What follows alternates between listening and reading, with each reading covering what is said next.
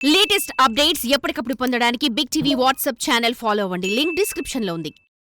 ఉత్తర తెలంగాణ జిల్లాల పట్టభద్రుల ఎమ్మెల్సీ ఎన్నికలపై ప్రధాన పార్టీలు ఫోకస్ పెట్టాయి. ఈ నెల 6వ తేదీతో పట్టభద్రుల ఓట్ల నమోదు ప్రక్రియ ముగిసింది.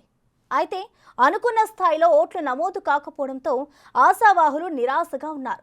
అయితే ప్రధాన పార్టీలు మాత్రం ఈ ఎమ్మెల్సీ సీటును కైవసం చేసుకునేందుకు కసరత్తు మొదలుపెట్టాయి. ఓటర్లను ఆకర్షించడానికి ఎవరి వ్యూహాలు వారు రెడీ చేసుకుంటున్నారు. ముందుగానే అభ్యర్థులను ఖరారు చేసి ఎన్నికల నోటిఫికేషన్ విడుదలకు ముందే ప్రచారానికి తెరలేపడానికి పావులు కదుపుతున్నారు. ఉత్తర తెలంగాణలో త్వరలో జరగనున్న కరీంనగర్, ఆదిలాబాద్, నిజామాబాద్, మెదక్ జిల్లాల పట్టభద్రుల ఎమ్మెల్సీ స్థానం కైవసం చేసుకోవడానికి ప్రధాన పక్షాలు ప్రతివ్యూహాల్లో నిమగ్నమయ్యాయి.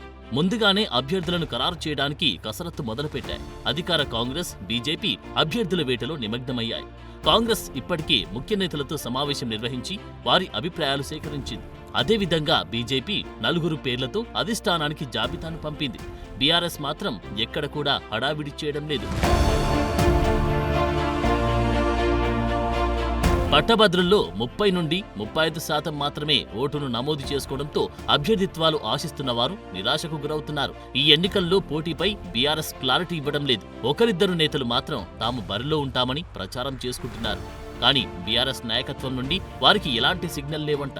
కాంగ్రెస్, బీజేపీ మాత్రం దూకుడు పెంచాయి. ఈ సీటుపై మరింత ఫోకస్ పెట్టి బలమైన అభ్యర్థుల కోసం అన్వేషిస్తున్నాయి. ఉత్తర తెలంగాణలో 2023 అసెంబ్లీ ఎన్నికల వరకు బలంగా ఉన్న బీఆర్ఎస్ తర్వాత డీలా పడిపోవడంతో ఎమ్మెల్సీ ఎన్నికల్లో ఆ పార్టీ వ్యూహమేంటూ అంతుపట్టకుండా తయారైంది. గత అసెంబ్లీ ఎన్నికల్లో ఉత్తర తెలంగాణలో కాంగ్రెస్ అనూహ్యంగా పుంజుకుంది.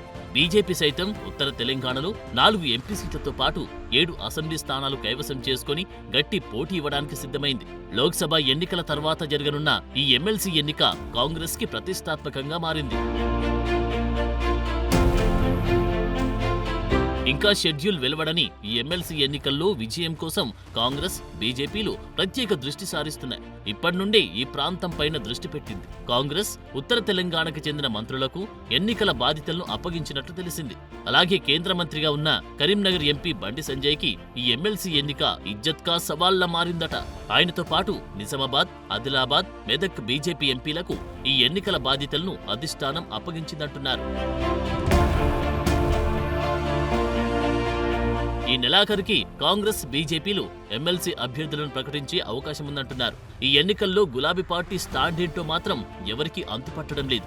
ఇప్పటి వరకు ఎమ్మెల్సీ ఎన్నికకి సంబంధించి బీఆర్ఎస్ ఒక్క సమావేశం కూడా నిర్వహించలేదు. అయితే కాంగ్రెస్ ను ఎదుర్కోవాలంటే తమకే సాధ్యమని స్థానిక గులాబీ నేతలు జబ్బలు చరుచుకుంటున్నారు. పోటీలో ఎలాంటి డౌట్ లేదు, కథన రంగంలో నిలవడం గ్యారంటీ అని ప్రచారం చేసుకుంటున్నారు.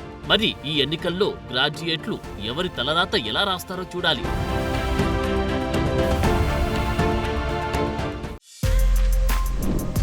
For more videos like this, subscribe Big TV channel.